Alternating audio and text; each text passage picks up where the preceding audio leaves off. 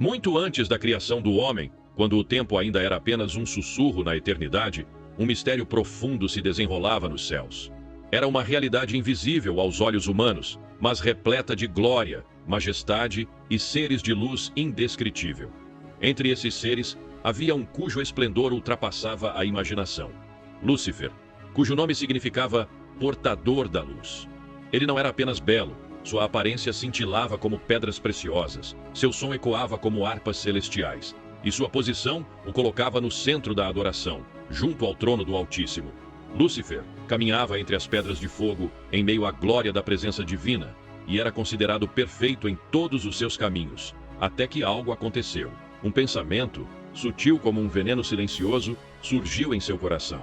E se eu fosse exaltado acima das estrelas de Deus? E se o trono fosse meu? A perfeição foi contaminada pela ambição. A luz se transformou em sombra. Conforme registrado no livro de Isaías, capítulo 14, versículos 12 ao 15, ele disse em seu íntimo: Subirei ao céu, acima das estrelas de Deus, exaltarei o meu trono, e no monte da congregação me assentarei. Subirei acima das mais altas nuvens, e serei semelhante ao Altíssimo. Aquilo que começou como um desejo secreto, logo se transformou em rebelião aberta. Lúcifer não estava sozinho. Com palavras doces e sedutoras, persuadiu uma terça parte dos anjos celestiais a se unir a ele nessa insurreição. Eles não desejavam mais servir, mas governar. O céu, que até então era um lugar de perfeita harmonia, tornou-se campo de batalha. A cena descrita no livro de Apocalipse, capítulo 12, versículos 7 ao 9, é impactante. Houve guerra no céu.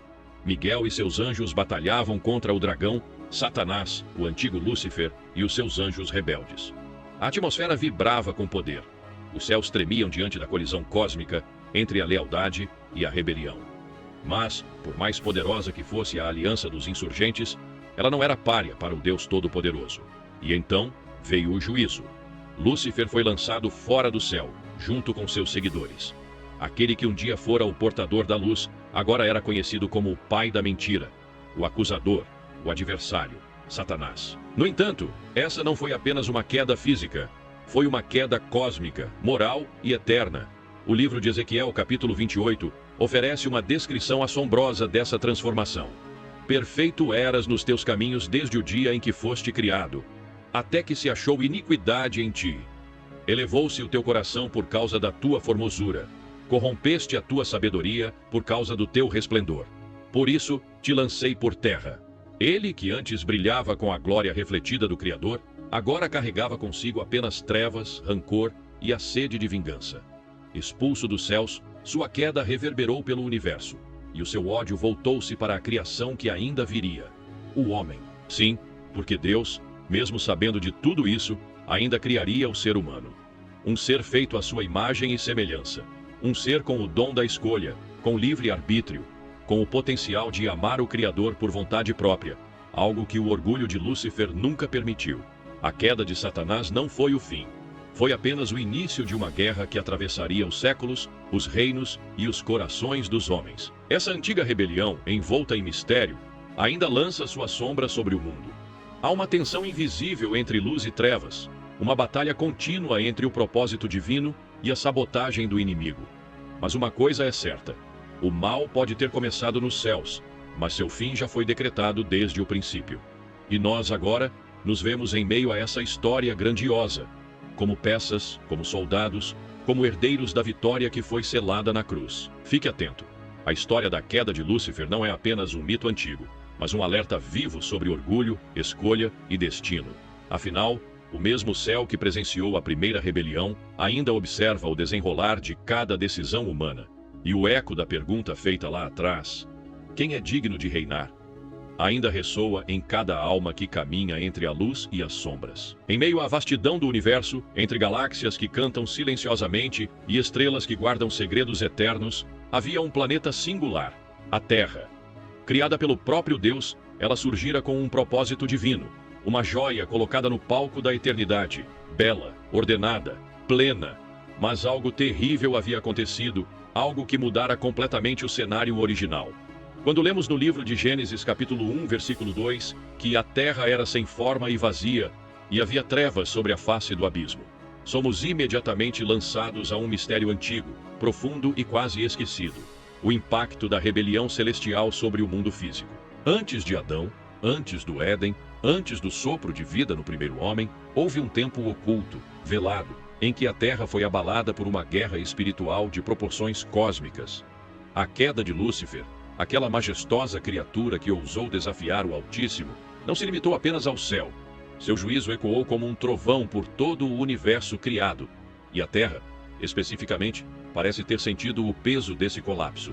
O caos, o vazio, as trevas, não eram apenas uma ausência de forma, mas uma cicatriz deixada pela batalha nas regiões celestes. O planeta, que fora moldado em ordem divina, agora jazia coberto por escuridão, envolto em silêncio sombrio, como se tivesse testemunhado um trauma cósmico. Imagine por um instante o que não está escrito em detalhes nas Escrituras, mas é sugerido por entrelinhas e sombras. Uma terra viva, cheia de propósito, subitamente mergulhada no abismo. O rugido de anjos em guerra, o relâmpago do juízo divino cruzando os céus, e então, silêncio. Não o silêncio da paz, mas o da devastação. É possível que o sem forma e vazia, mencionado em Gênesis, não seja o início da criação, mas sim o resultado de uma destruição anterior, a consequência direta do confronto entre o reino da luz e as forças das trevas lideradas por aquele que caiu. O profeta Isaías, no capítulo 14, versículos 12 ao 15, registra com palavras cortantes a queda de Lúcifer. Como caíste do céu, ó estrela da manhã, filho da alva, como foste lançado por terra, tu que debilitavas as nações. Não é mera poesia, é o grito de um anjo que quis subir acima do trono de Deus, e por isso foi lançado por terra. Lançado aonde? A Terra, então, não seria apenas um palco neutro da criação, mas o local onde o juízo começou a se manifestar. A queda de Lúcifer pode ter inaugurado uma era de trevas, uma transição entre a beleza perfeita da criação original e o estado de caos que encontramos no segundo versículo da Bíblia. E mais, no livro de Ezequiel, capítulo 28, há uma revelação inquietante. Lúcifer, descrito como aquele que caminhava no Éden de Deus, perfeito em seus caminhos até que se achou iniquidade em seu coração, foi expulso com violência. E o texto diz que ele foi lançado por terra. É como se a terra, uma criação cheia de potencial, tivesse se tornado o campo de exílio, o lugar onde a glória caída agora se arrastava em forma de trevas, rancor e planos de vingança. Agora perceba o enigma. Quando Deus começa a reordenar o caos em Gênesis capítulo 1, ele não está apenas criando algo do nada. Ele está restaurando, separando luz das trevas, colocando ordem onde houve destruição. O Espírito de Deus pairava sobre as águas, como quem observa os escombros de uma guerra espiritual devastadora, pronto para recomeçar, pronto para mostrar que nem mesmo a queda de um querubim glorioso pode impedir seu plano eterno. Essa visão transforma completamente nossa leitura da criação. Ela não começa apenas com beleza, mas com redenção. O próprio ato de criar luz em meio às trevas é uma declaração de vitória. Deus está dizendo: ainda que tenham tentado tomar o meu trono, ainda que tenham mergulhado este mundo em escuridão, eu restaurarei. Eu criarei algo novo, e desta vez, eu formarei um ser à minha imagem, capaz de me amar, de me escolher e de ocupar um lugar que nenhum anjo jamais teve. Essa narrativa nos convida a ver o Gênesis não apenas como o início do tempo humano, mas como a continuação de uma história antiga, carregada de ecos eternos. O caos da terra, aquele estado sem forma e vazio, pode ser a poeira deixada por espadas celestiais, a fumaça de uma batalha que poucos ousam imaginar. E é ali, naquele cenário sombrio, que Deus decide recomeçar. Esse mistério ainda pulsa nas entrelinhas da criação. O mesmo Deus que disse, haja luz, está nos chamando a entender que sua luz brilha mais forte quando tudo parece perdido. Que a terra não foi deixada no caos, mas visitada pela graça. Que antes mesmo do homem existir, já havia uma guerra sendo travada por sua existência. E que, mesmo em meio às trevas, o plano divino nunca saiu de curso. Fique atento. Há mais por trás do versículo do que os olhos podem ver. O impacto da rebelião não foi apenas celestial. Ele marcou a terra, e talvez até agora, de alguma forma, marque a história da humanidade. Mas também nos mostra algo glorioso. Deus é especialista em criar beleza onde houve ruína. E essa história ainda está sendo contada, passo a passo, em cada amanhecer. O cenário havia sido restaurado. A terra, outrora mergulhada em caos e trevas, agora florescia sob o comando da voz criadora de Deus.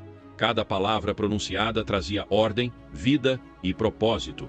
Os céus ganhavam luz, os mares limites, e a terra firme recebia verdes campos e árvores frutíferas. Era um espetáculo de renascimento, uma coreografia divina onde tudo obedecia à vontade do Criador. Mas o ponto mais alto ainda estava por vir. Então Deus disse: façamos o homem à nossa imagem, conforme a nossa semelhança. E naquele momento, uma nova criatura foi formada: Adão. Depois, Eva. Não eram anjos, eram humanos, mas carregavam algo que nenhum anjo jamais recebera: a imagem e semelhança do próprio Deus. Foram colocados no Éden, um jardim celestial na terra, não apenas como jardineiros, mas como representantes do reino divino.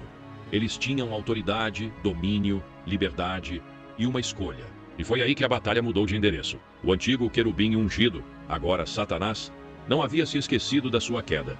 Ele, que fora coberto de pedras preciosas, que andara entre as brasas do céu, que fora perfeito em beleza e sabedoria, como está descrito no livro de Ezequiel, capítulo 28, agora rastejava entre as sombras, queimando de ódio e inveja.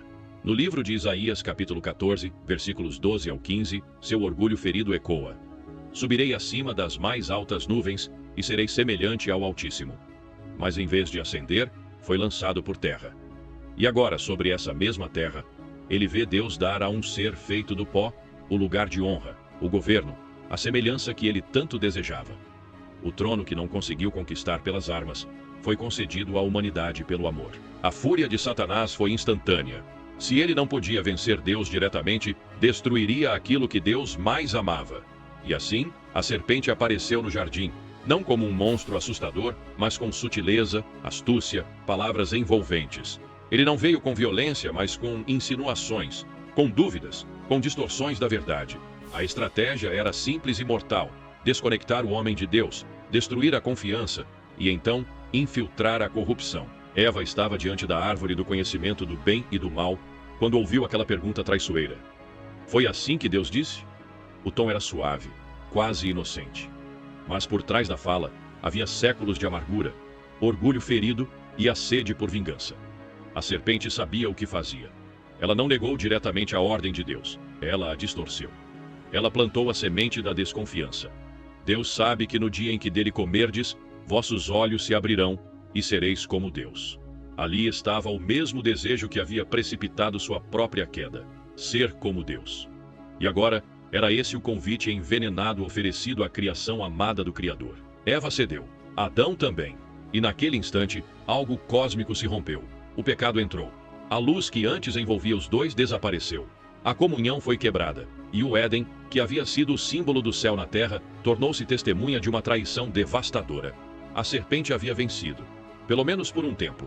Ela havia conseguido corromper o que era puro, manchar o que era santo e separar o homem da presença do seu Criador. Mas essa vitória não foi apenas um episódio isolado. Ela foi a oficialização da transferência da guerra. O campo de batalha agora era a terra. O alvo era o homem. E a disputa, a cada geração, continuaria. Satanás sabia que a humanidade carregava em si um potencial eterno, uma conexão com o propósito divino que o próprio céu respeitava. Ele sabia que Deus havia dado aos homens o domínio sobre a criação, o poder de multiplicar, de dar nomes, de criar cultura, de refletir a glória divina. E justamente por isso sua missão passou a ser uma só: perverter, distorcer, destruir. Cada passo do inimigo era calculado. Desde Caim e Abel, até as civilizações corrompidas que surgiram ao longo da história, tudo fazia parte de um plano para impedir que o propósito original se cumprisse. Mas mesmo quando tudo parecia perdido, Deus já havia liberado uma palavra profética. Ainda no Éden, ele olhou para a serpente e declarou: porém inimizade entre ti e a mulher, entre a tua descendência e o seu descendente. Este te ferirá a cabeça, e tu lhe ferirás o calcanhar. Era o prenúncio de uma redenção. A guerra havia sido declarada, mas a vitória final já estava escrita. O inimigo sabe disso. Ele conhece o fim. Mas até lá, ele fará de tudo para arrastar o maior número possível de almas consigo. Sua raiva não é apenas contra os bons ou os santos, é contra todos os seres humanos, porque todos foram criados à imagem de Deus. Ele os odeia porque eles carregam aquilo que ele perdeu: o brilho da presença divina. E quando vê um homem ou uma mulher se levantar, buscar a Deus, escolher a luz em vez das trevas, ele treme. porque cada decisão humana por Deus é uma derrota a mais em sua contagem regressiva. Estamos vivendo no meio dessa guerra. Não é apenas espiritual, é existencial. Não é apenas bíblica, é atual. As vozes que tentam confundir, as mentiras que tentam distorcer, os sistemas que se levantam contra a verdade, tudo isso são ecos da mesma serpente, agindo com a mesma astúcia. Mas também há algo maior acontecendo. Deus está levantando filhos e filhas que compreendem sua identidade, que reconhecem o valor da sua criação e que não se curvam às estratégias do inimigo. Essa história não é um conto antigo. Ela pulsa em cada escolha que fazemos. A serpente ainda sussurra, mas a promessa ainda ecoa. O calcanhar foi ferido, sim, mas a cabeça será esmagada. A batalha foi transferida para a terra, mas a vitória ainda pertence ao Senhor. E nós, seres humanos, somos chamados não para temer, mas para lutar com autoridade, com identidade, com fé. Porque no fim das contas, a mesma terra que foi cenário da queda será também o palco da glória. E o mesmo homem que tropeçou no Éden será, pela graça, restaurado à sua posição original. O inimigo pode ter começado a guerra, mas ele não escreverá o final. Existe uma guerra acontecendo agora. Não uma guerra visível feita de tanques e bombas, mas uma guerra muito mais sutil, profunda e perigosa. Uma guerra invisível, que atravessa séculos, culturas e corações. Ela não aparece nos noticiários, não estampa manchetes, mas está presente em cada lar, cada mente, cada decisão. É uma batalha espiritual contínua, silenciosa aos olhos, mas ensurdecedora na alma. E se você acha que está fora dela, é porque já foi atingido. Essa guerra não dá trégua, não reconhece territórios neutros, e o seu inimigo é o mesmo desde o princípio. Aquele que caiu do céu, como está descrito no livro de Isaías, capítulo 14, versículos 12 ao 15. O antigo Lúcifer, agora conhecido como Satanás. A queda daquele ser glorioso não foi apenas um evento cósmico isolado. Foi o início de uma campanha implacável contra tudo que reflete a imagem de Deus. E essa imagem está em você. É por isso que ele mente. É por isso que ele engana, manipula, acusa, distorce. O apóstolo Paulo escancarou essa realidade em sua carta aos Efésios, capítulo 6, versículo 12.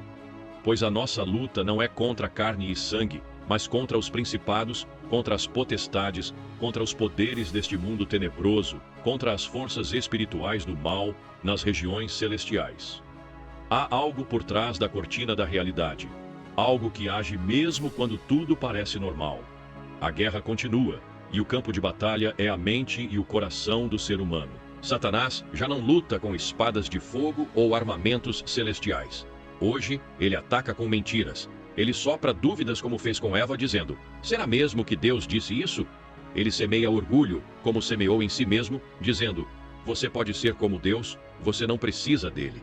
Ele paralisa com medo, sussurrando que você não é suficiente, que nunca vai vencer, que está sozinho. Seus ataques são invisíveis, mas seus estragos são reais. Casamentos destruídos, identidades fragmentadas, vícios incontroláveis, guerras internas que sangram silenciosamente. E é exatamente por isso que Paulo continua em Efésios capítulo 6, versículos 10 ao 18, com uma convocação urgente. Revesti-vos de toda a armadura de Deus, para que possais estar firmes contra as ciladas do diabo. Não se trata de uma metáfora bonita. É um chamado para a sobrevivência espiritual. O cinto da verdade, a couraça da justiça, os calçados da preparação do evangelho da paz, o escudo da fé, o capacete da salvação e a espada do Espírito, que é a palavra de Deus, essa é a armadura necessária para resistir. Porque nesta guerra, quem não se arma, se torna presa. Quem não vigia, dorme em campo inimigo. Mas há algo ainda mais assustador. Muitos vivem como se essa guerra não existisse. Seguem seus dias como se tudo fosse apenas natural. Como se o mal fosse apenas azar. Como se as lutas internas fossem só questões emocionais. E assim, o inimigo avança sem resistência. Ele opera nos bastidores da distração, no conforto das rotinas vazias, no silêncio da oração esquecida. Ele teme um cristão que ora, mas ri de um que apenas sabe versículos de cor. Ele recua diante de quem anda em santidade, mas caminha ao lado de quem vive uma fé sem vigilância. Essa guerra não se vence com força humana. Não basta esforço, inteligência ou boa intenção. É preciso discernimento. É preciso enxergar além do visível. Perceber os padrões espirituais que se repetem. As setas que chegam disfarçadas de sentimentos, pensamentos, opiniões, até mesmo conselhos bem intencionados. Nem tudo o que parece bom é de Deus. Nem todo sentimento de paz é sinal de direção divina. O diabo sabe se disfarçar de anjo de luz. Ele sabe como confundir, como seduzir, como corromper aquilo que parece puro. Mas a boa notícia é que não estamos desarmados. A armadura está disponível. A palavra é viva. O Espírito Santo nos guia. Deus não apenas nos chama para resistir, Ele nos capacita, Ele nos prepara. Mas isso exige vigilância, exige renúncia, exige viver como quem sabe que cada dia é um novo capítulo de uma batalha eterna. O descanso virá, mas ainda não é agora. Enquanto houver fôlego, haverá luta, mas também haverá graça suficiente. Não subestime seu inimigo, mas também não o superestime. Ele é real, astuto, experiente, mas já derrotado. A cruz não foi apenas um gesto de amor, foi um ato de guerra. Quando Jesus entregou sua vida, ele esmagou a cabeça da serpente. Ele arrancou das trevas o poder da condenação e entregou à igreja a autoridade. É por isso que a guerra continua. Mas o final já está escrito. O sangue de Cristo selou a vitória. A única chance do inimigo é enganar aqueles que não sabem disso, ou que esqueceram. Você está em guerra, quer queira, quer não. E a pergunta não é se vai lutar, mas como? De peito aberto ou com a armadura? Com palavras humanas ou com a espada do Espírito? Com medo ou com fé? A escolha é sua. Mas lembre-se, o inimigo já foi vencido no céu, expulso como lemos em Apocalipse capítulo 12.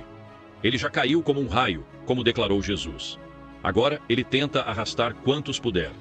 Mas aquele que está em Cristo não precisa temer. Acorde, reaja, vista sua armadura, porque o dia é mau e a noite é longa, mas a vitória é certa para os que perseveram. Você não foi chamado para ser vítima dessa guerra, você foi chamado para vencê-la. E então chegamos ao ponto culminante de uma guerra que começou antes mesmo do tempo ser contado.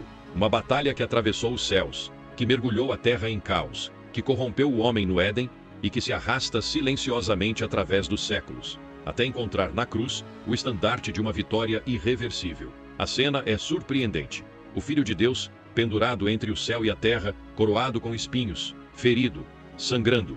Para os olhos naturais, aquilo parecia o fim. Derrota, humilhação, fraqueza. Mas para quem enxerga com os olhos do Espírito, aquele era o momento mais poderoso da história. Era ali, no alto de um madeiro ensanguentado, que o céu declarava vitória sobre todas as trevas. No livro de Colossenses, capítulo 2, versículo 15, está registrado o que realmente aconteceu naquele instante. E despojando os principados e potestades, os expôs publicamente ao desprezo, triunfando deles na cruz. Jesus não apenas morreu por amor, ele guerreou por justiça. Não apenas se entregou, ele conquistou. A cruz foi mais que um sacrifício, foi uma conquista militar divina. Ele desarmou o inimigo, expôs suas obras, cancelou a dívida, rasgou o escrito de acusação, e com um grito que atravessou as dimensões, ele declarou: está consumado. E naquele momento, as trevas estremeceram. O que começou com a queda de Lúcifer, descrita em Isaías capítulo 14, versículos 12 ao 15, encontrou sua resposta definitiva na obediência do Cordeiro. Satanás sabia que a cruz era uma armadilha celestial. Por isso tentou evitar esse dia de todas as formas. Tentou matar Jesus bebê, tentou desviá-lo no deserto, tentou calá-lo com traições, ameaças e cruzes. Mas quando o Filho de Deus não cedeu ao orgulho, à vaidade, ao medo, quando escolheu obedecer até o fim, a sentença foi selada. O antigo dragão, aquele que arrastou 1/3 dos anjos com sua cauda de rebelião, teve seus dias contados. A cruz foi a assinatura divina de um decreto de destruição. Mas talvez você se pergunte: se Jesus já venceu, por que a guerra continua? Por que ainda sentimos a pressão, a tentação, os ataques? A resposta é simples e profunda. Porque estamos vivendo os últimos capítulos de uma história que já tem fim. É como um animal mortalmente ferido que, mesmo sabendo que vai morrer, ainda tenta atacar com fúria antes do último suspiro. O livro de Apocalipse, capítulo 20, versículo 10, revela o desfecho. E o diabo que os enganava foi lançado no lago de fogo e enxofre, onde estão a besta e o falso profeta, e serão atormentados dia e noite para todo o sempre. Esse é o destino selado, o fim inevitável. Mas até lá, a guerra persiste, e nós somos os soldados chamados para lutar sob a bandeira da cruz. Porém, a nossa luta não é feita com armas carnais. O que nos sustenta não é espada de aço, mas obediência. O que nos protege não é escudo físico, mas a humildade diante de Deus. O poder que vence Não é o poder do mundo, mas o poder do Espírito Santo agindo em vasos quebrados, corações rendidos, joelhos dobrados. O exército de Cristo é diferente de tudo que este mundo já viu. Ele é formado por aqueles que amam seus inimigos, que servem em vez de dominar, que oram quando poderiam reclamar, que perdoam quando seriam justificados em odiar. E é justamente assim que vencem. Você foi convocado. Essa guerra não é apenas sobre anjos e demônios, mas sobre corações. É sobre quem vai reinar sobre a sua mente, sobre seus desejos, sobre suas decisões. É sobre viver como quem já venceu, mesmo em meio à pressão. É sobre escolher a verdade quando a mentira é mais fácil. Sobre permanecer quando tudo diz para desistir. Sobre ouvir a voz do Espírito quando o mundo inteiro grita o contrário. Cada ato de fé, cada passo em obediência, cada escolha por santidade é um golpe contra o reino das trevas. A vitória de Cristo não apenas garante nossa salvação, ela nos dá autoridade. Ele mesmo disse: "Eis que vos dou autoridade para pisar serpentes e escorpiões, e sobre todo o poder do inimigo, e nada vos fará dano algum." Somos mais que sobreviventes, somos representantes do reino. O mesmo Espírito que ressuscitou Jesus dentre os mortos habita em nós. A mesma luz que brilhou no túmulo vazio agora queima dentro de cada crente cheio da presença de Deus. Não fomos deixados sozinhos, fomos empoderados. Mas é preciso vigiar, porque o inimigo não se rende facilmente. Ele sabe que pouco tempo lhe resta, e por isso sua fúria cresce. Ele vai tentar enfraquecer sua fé, alimentar seu orgulho, soprar dúvidas, provocar medo. Vai tentar fazer você esquecer quem é, esquecer o que Cristo já conquistou. Mas você precisa lembrar, ele já foi derrotado. O que está acontecendo agora é apenas a resistência final. A noite pode parecer longa, mas o dia já foi anunciado. E o leão da tribo de Judá já ruge sobre a terra. Em breve todo joelho se dobrará. Toda língua confessará que Jesus Cristo é o Senhor. E não haverá mais dor, nem morte, nem guerra. A antiga serpente será lançada no abismo eterno. Os céus e a terra serão renovados, e os filhos de Deus brilharão como o sol em seu reino. A paz voltará a reinar onde antes houve batalhas. E a eternidade começará, não com medo, mas com cânticos de vitória. Até lá, lute, mas lute com a certeza de quem já venceu. Caminhe com os olhos no céu e os pés firmes na terra. Não se distraia, não se venda, não se perca. O tempo é curto, mas a glória é eterna.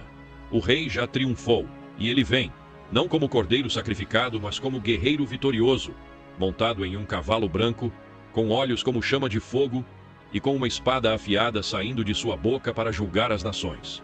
E com ele virão aqueles que não desistiram, que não se renderam, que não negociaram sua fé. Essa é a promessa. Essa é a esperança. Essa é a certeza inabalável de que, mesmo em meio à guerra, já somos mais que vencedores por meio daquele que nos amou. Você já sentiu que existe algo maior acontecendo ao seu redor? Como se o mundo visível fosse apenas uma pequena parte de uma história muito mais antiga, muito mais profunda, uma trama oculta, onde cada passo, cada escolha, cada silêncio carrega um peso eterno? Pois essa sensação não é à toa. Desde o início da criação até o último capítulo da Bíblia, as Escrituras revelam algo grandioso. A história humana faz parte de um conflito cósmico muito maior. E neste exato momento, você está no meio dele. Não como um espectador, mas como alguém que precisa decidir com urgência de que lado vai estar. A guerra começou antes do tempo, quando Lúcifer, o anjo de luz, desejou ser como o Altíssimo, como descrito em Isaías, capítulo 14, versículos 12 ao 15. Ele não se conformou em refletir a glória de Deus. Ele queria tomá-la. E com sua rebelião, arrastou consigo um terço dos anjos, corrompeu a ordem celeste e desencadeou uma batalha que ainda hoje ressoa. Mas Deus, em seu plano perfeito, decidiu formar o homem à sua imagem e semelhança. E nesse momento, o palco da guerra se ampliou. O ser humano, agora, era parte do conflito. Um ser com livre arbítrio, capaz de amar, de obedecer, de escolher ou de se rebelar. Desde então, o tempo corre como uma contagem regressiva. O que vemos como rotina, o céu interpreta como batalha. Cada decisão é uma semente plantada em solo espiritual. Cada pensamento pode ser uma aliança com a verdade, ou com a mentira. E é justamente por isso que o chamado de Deus ecoa com tanta força. Desperta, abre os olhos, sai do sono da neutralidade. O tempo do conforto já passou. A linha entre o reino de Deus e as trevas está traçada. E ninguém pode permanecer no meio. Há um perigo silencioso em viver como se a vida fosse apenas o aqui e agora. É assim que muitos estão sendo vencidos. Não por espadas, mas pela distração. Não por possessões demoníacas, mas por vidas mornas. O mundo oferece uma anestesia disfarçada de entretenimento, prazer, vaidade e pressa. E enquanto isso, o céu clama por guerreiros. Não perfeitos, mas despertos. Gente comum, com corações inflamados por uma verdade eterna, disposta a viver com propósito mesmo em meio à escuridão. A restauração completa virá. Esse é o grito de esperança que sustenta os que permanecem. Está escrito em Apocalipse capítulo 21. Vi um novo céu e uma nova terra, pois o primeiro céu e a primeira terra tinham passado. Haverá um dia em que Deus enxugará dos olhos toda lágrima. A morte não existirá mais. O pranto cessará. O mal será destruído. A criação será renovada. O caos que começou com a rebelião será finalmente vencido pela ordem divina. E a eternidade começará, não em silêncio, mas com júbilo. Mas até esse dia chegar, a guerra continua, e os cristãos são convocados a combater com fé, não com espadas, mas com a palavra, não com ódio, mas com amor, não com gritos, mas com oração. A armadura já está disponível, como descrito em Efésios capítulo 6, versículos 10 ao 18. A autoridade já foi dada, o Espírito já foi derramado. O céu está aguardando corações disponíveis, dispostos a dizer, eis-me aqui, mesmo quando o mundo inteiro diz, fique onde está. O chamado é urgente e é pessoal. Não se trata apenas de pastores, missionários ou líderes. Trata-se de você. Porque o reino de Deus não avança apenas no púlpito, mas nas ruas, nas casas, nas escolas, nos ambientes onde a luz de Cristo brilha através da sua vida. Cada palavra sua pode ser um ataque contra as trevas. Cada atitude de perdão, um avanço do reino. Cada vez que você resiste ao pecado, o céu se alegra. Cada dia que você escolhe viver pela fé e não pelo que vê, você se alinha com o exército invisível de Deus. Mas cuidado, o maior perigo desta geração talvez não seja o pecado escancarado, mas a apatia disfarçada de normalidade. Muitos estão adormecidos dentro da igreja. Cantam, levantam as mãos, mas seus corações estão longe, embriagados com as distrações deste mundo. E enquanto isso, o céu brada: desperta, ó tu que dormes, levanta-te dentre os mortos, e Cristo te iluminará. Efésios, capítulo 5, versículo 14.